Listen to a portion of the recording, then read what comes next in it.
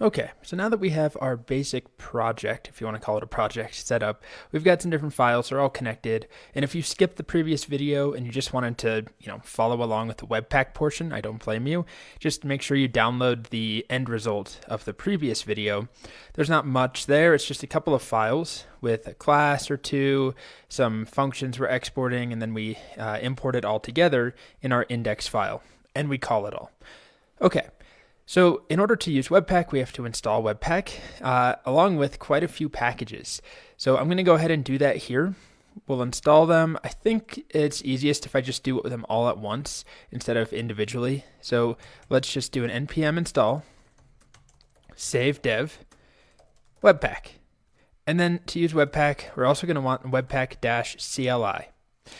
We're also going to want TypeScript, which, yes, we already have installed on our machine. We'll talk about that in a moment. We also want something called ts-loader.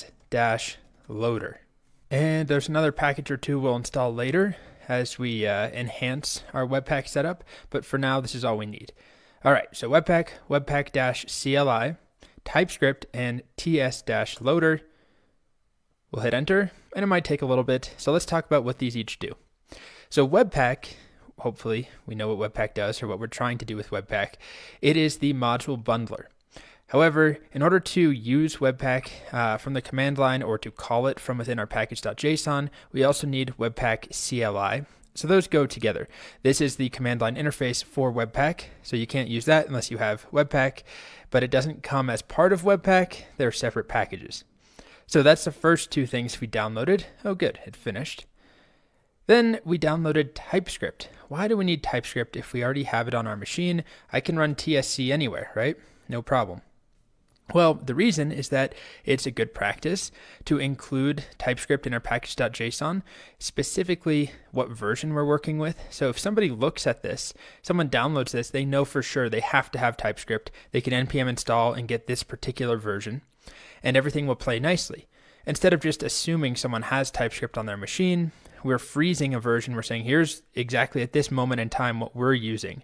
And it makes it so anybody else could go and get this and use TypeScript. It's just generally what you do. You don't use the global TypeScript install in an individual package that you're going to be sharing with people.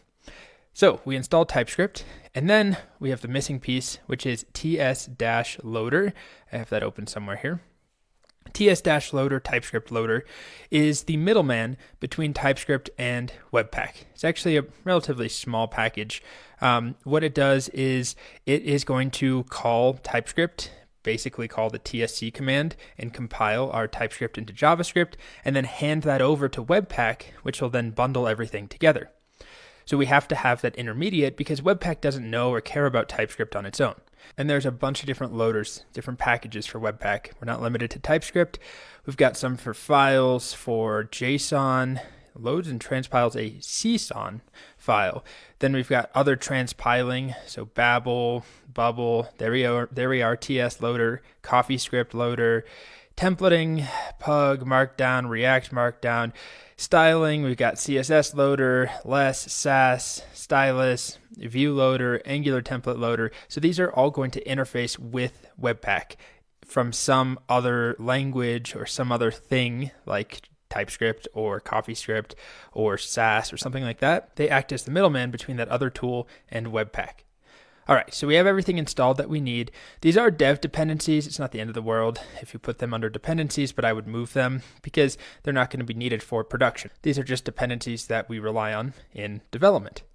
All right, so we have everything installed. Next, we need to configure. Get ready.